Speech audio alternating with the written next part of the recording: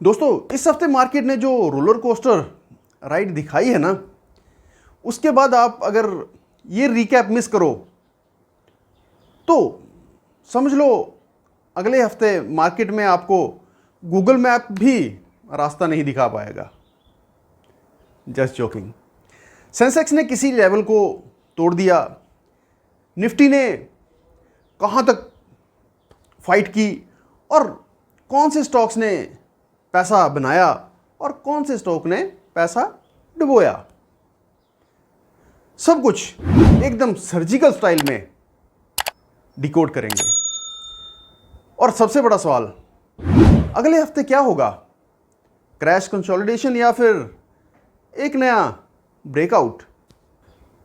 तो नमस्कार दोस्तों, मैं रोहिल आपके साथ फंड एंड इन्वेस्टमेंट फैमिली में आपका स्वागत करता हूं, जहां हम पैसा और प्लानिंग दोनों को थोड़ा स्मार्ट और थोड़ा एंटरटेनिंग बना के समझते हैं। हम आपके साथ लेके आए हैं एक मेगा वीकली मार्केट रिकैप, एकदम बोले तो एकदम डिटेल स्टाइल में, बट कॉम्पैक्ट सा, ताकि आपको जो है मंडे टू फ्राइडे मार्केट की सारी हाइलाइट्स मिल जाएं बिना 100 अलग अलग न्यूज़ वीडियो देखने के। चलिए तो शुरुआत करते हैं मार्केट मेजर रिकैप से। सबसे पहले बात करते हैं हमारे देश की सुपरस्टार सेंसेक्स और निफ्टी की। आखिरकार ये सुपरस्टार ही तो हैं, इनके बिना इकॉनमी बिल्कुल डेड सी लगती है। तो इस हफ्ते सेंसेक्स ने लगभग 81,033 लेवल को टच किया और 80,426 पर जाके थोड़ा सा लुढ़क के ऊपर नीचे होके रोलर कोस्टर राइड से तो 80,426 पे क्लोज हुआ। टोटल वीकली मूवमेंट रहा अराउंड -2.54। निफ्टी ने भी पूरी हीरोगिरी दिखाई जबरदस्त तरीके से। एक तरफ सपोर्ट पे फाइट किया तो दूसरी तरफ रेजिस्टेंस तोड़ने की पूरी कोशिश की, जैसे कि एक हीरो 90s की मूवी में विलेन से लड़ रहा हो। इस तरीके से जो है हमारा निफ्टी कभी सपोर्ट दे रहा था, कभी रेजिस्टेंस तोड़ रहा था। चलिए खैर कोई बात नहीं, ये तो इसका काम ही है। तो बैंक निफ्टी भी कहीं पीछे नहीं रहा, उसने भी कोई कसर नहीं छोड़ी इस हफ्ते। तो दोस्तों, बैंक निफ्टी जब चलता है तो मार्केट में धमाल मचा देता है। इस बार क्या हुआ वो अभी आपको बताएंगे। तो चलिए थोड़ी सी बात करते हैं सेक्टर परफॉर्मेंस के ऊपर। अब आते हैं सेक्टर की एक लीग टेबल के ऊपर, थोड़ी सी उस पर भी हाईलाइट डाल देते हैं। तो आईटी सेक्टर ने इस हफ्ते पॉजिटिव नेगेटिव, कभी ऊपर कभी नीचे, एक मिक्स्ड सा रिटर्न दिया। ग्लोबल टेक स्टॉक्स की सेंटीमेंट्स को इम्पैक्ट यहाँ क्लियर दिख रहा था, क्योंकि हमारे जो बैठे हैं ना बाहर ट्रम्प भाई साहब, ये उनकी देन है। चलिए कोई बात नहीं। फार्मा ने दिखाया रिकवरी का मूड, जैसे डॉक्टर ने इंजेक्शन लगाया हो और पेशेंट उठकर भागना शुरू कर दिया हो। तो इस हफ्ते हमारी फार्मा भी कुछ इसी तरीके से परफॉर्म की है।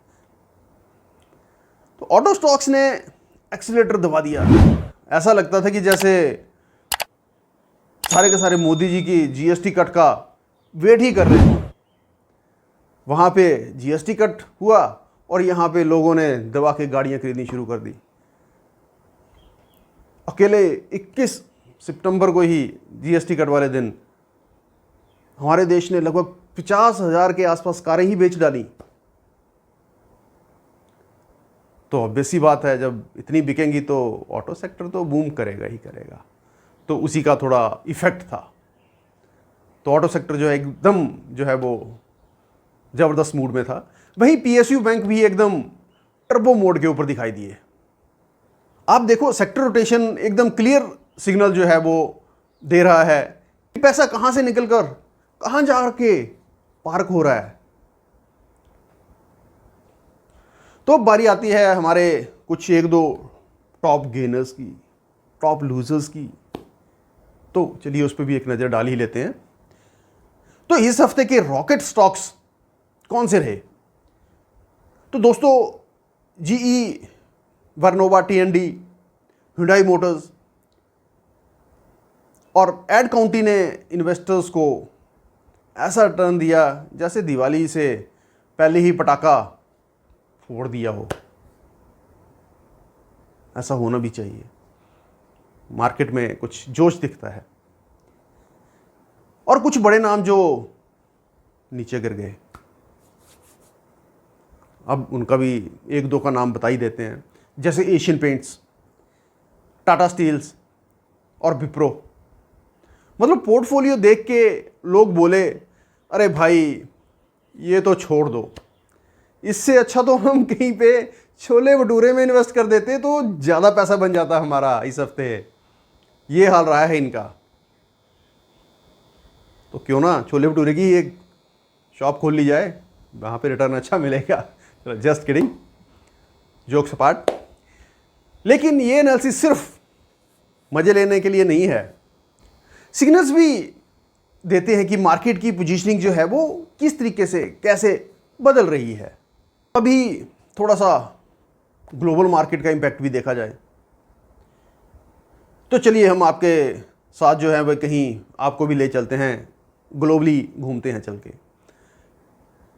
तो यूएस मार्केट में डॉ जोन्स, नैस्डैक भी इस हफ्ते काफ़ी ऊपर नीचे नाचते ही रहे, डांस करते रहे, टिक के नहीं बैठे ये भी। और इसका सीधा असर जो है वो उनको पता नहीं है कि हमारी इंडियन मार्केट पे भी पड़ता है भाई। तो इंडियन आईटी और एफआई फ्लो पर इसका असर साफ क्लियरली दिखा है। डॉलर इंडेक्स ने लगभग $88 के आसपास ही जो है बीते हफ्ते डांस करता रहा है ये भी। और क्रूड ऑयल बोले तो वो अप्रॉक्सीमेटली $62 पर बैरल पे जो है वो थोड़ा सा ऊपर नीचे स्टेबल वोलाटाइल सा रहा है। वहीं ब्रेंट क्रूड की अगर बात करें तो ब्रेंट क्रूड भी जो है $67 पर बैरल जो है वो रहा है अप्रॉक्सीमेट। गोल्ड और सिल्वर अगर इनकी बात करें तो ये भी सेफ हेवन डिमांड के चक्कर में अपनी ही कहानी अलग से लेकर चले हुए हैं। मतलब एक तरफ इक्विटी की पार्टी चल रही है, दूसरी तरफ सेफ हेवन महफिल। गोल्ड और सिल्वर बिल्कुल सेफली खेल रहे हैं, ऊपर की छलांग लगाई हुई है इन्होंने। चलिए मर्जी है इनकी, क्या बोल सकते हैं हम। ये सारे का सारा इम्पैक्ट जो है वो ग्लोबल मार्केट का है। अब एफआईज ने जो है इस हफ्ते लगभग जो सेल आउट किया है वो $78,000 के आसपास जो है वो इन्होंने ट्रेड किया है, पैसा निकाल दिया। लेकिन वहीं अगर डीआईज की बात करें तो डीआईज भी पीछे नहीं है। डीआईज ने भी इस बार जो है ज़बरदस्त ट्रेड किया है और उन्होंने जो है लगभग 72,000 करोड़ की जो है वो ट्रेडिंग कर दी है। मतलब 72,000 करोड़ की उन्होंने इन्वेस्टमेंट कर दी डीआईज ने। तो डीआईज की अपनी देशभक्ति देखिए कितनी ज़बरदस्त है। एक तरफ एफआई सेल कर रहे हैं, दूसरी तरफ डीआईज पैसा डाल रहे हैं। तो बहुत कम इसके ऊपर इम्पैक्ट पड़ा है क्योंकि डीआईज ने अपनी पूरी की पूरी देशभक्ति जो है वो बहुत अच्छे तरीके से दिखाई है और निभाई है। अब कुछ Indian economy and news flow की बात कर लेते हैं। तो इंडिया की तरफ से भी काफ़ी मसाला था इस हफ्ते। इन्फ्लेशन डेटा आया, जीडीपी नंबर्स आए और गवर्नमेंट पॉलिसी के कुछ अपडेट्स ने मार्केट का मूड सेट कर दिया। कॉर्पोरेट वर्ल्ड में इन्फोसिस ने रिजल्ट अनाउंस किए जिसमें रेवेन्यू जो है उनका 8% के आसपास जो है वो अप हुआ है। वहीं पे अगर हम बात करें हैवेल्स की, तो हैवेल्स की गाइडेंस ने जो है वो सबको ज़बरदस्त सरप्राइज़ किया है।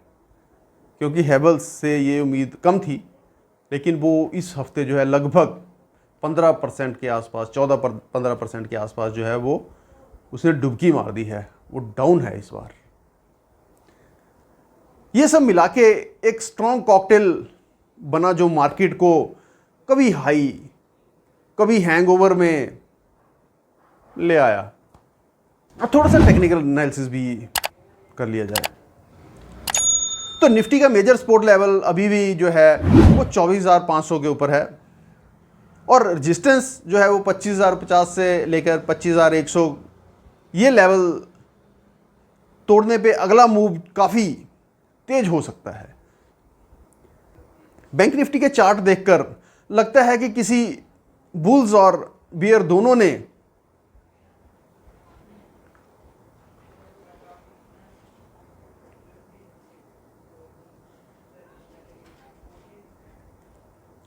अखाड़ा सब ना रखा हो, क्या मजाक बना रखा है उन्होंने दोस्तों। तो दोस्तों ये जो लेवल देख लेगा वही अगले हफ्ते पैसा भी जरूर बनाएगा, ये भी आप याद रखिए। सेक्टर वाइज टेक्निकल भी एकदम क्लियर हिंट देते हैं। आईटी में थोड़ा कॉशियस, पीएसयू बैंक्स में अग्रेशन, और ऑटो में तो ऑलरेडी मोमेंटम बना ही हुआ है।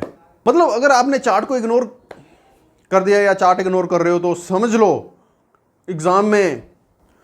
कि आप एग्ज़ाम हॉल में बिना सिलेबस को देखे चले गए हो, मुश्किल हो जाएगी फिर तो आपको। तो नेक्स्ट वीक का अगर जो है आउटलुक की बात करें तो क्या रहना चाहिए। चलिए अब सबसे इंपॉर्टेंट सवाल, अगले हफ्ते क्या हो सकता है। कुछ की इवेंट्स लाइन अप भी हैं, जैसे RBI policy meet, US Fed की स्टेटमेंट्स, और काफ़ी सारे क्वार्टरली रिजल्ट्स भी जो हैं वो आने को हैं, नज़र बनाए रखिएगा। तो दोस्तों अगले हफ्ते मार्केट या तो एक फ्रेश ब्रेकआउट लेगा या फिर थोड़ा कंसोलिडेशन करेगा। जो रेडी होगा वही पैसा बना के बाहर चला जाएगा। तो दोस्तों ये था आपका मेगा वीकली मार्केट रिकैप, एकदम डिटेल में, सिंपल और एक थोड़े से मसाले के साथ। अगर आपको लगता है कि ये रिकैप ने आपका ट्रेडिंग और इन्वेस्टमेंट डिसीजन को थोड़ा सा भी इफ़ेक्ट किया है तो वीडियो को लाइक करो, अपने दोस्तों के साथ शेयर करो, और चैनल को सब्सक्राइब करना तो भूलना ही नहीं चाहिए आपको। तो चैनल को सब्सक्राइब करो और फंड एंड इन्वेस्टमेंट फैमिली के साथ जुड़ जाओ। और याद रखो, मार्केट में दो ही चीज, एक बार फिर से बोल रहा हूं, मार्केट में दो ही चीज की गारंटी है। एक तो अनसर्टिनिटी, और दूसरी रोहिल का रिकैप, मेगा रिकैप हर हफ्ते। बाकी डेली मार्केट रिकैप तो आप देखते ही होंगे। चलिए चलते चलते एक छोटी सी और आपको सलाह देते चलते हैं, हर बार की ही भांति। तो फ्रेंड्स, ये वीडियो सिर्फ एजुकेशन और इन्फॉर्मेशन पर्पस के लिए जो है हमने बनाया है। किसी भी तरह की इन्वेस्टमेंट डिसीजन लेने से पहले हमेशा की तरह अपने फाइनेंशियल एडवाइज़र की सलाह ज़रूर से लें, या फिर आप खुद ही अगर इतने सक्षम हैं तो प्रॉपर मार्केट रिसर्च के बाद ही डिसाइड करें, क्योंकि market is subject to risk. Mutual fund और स्टॉक में पैसा लगाने से जरूरी नहीं कि हर बार प्रॉफिट ही हो, लॉस भी हो सकता है।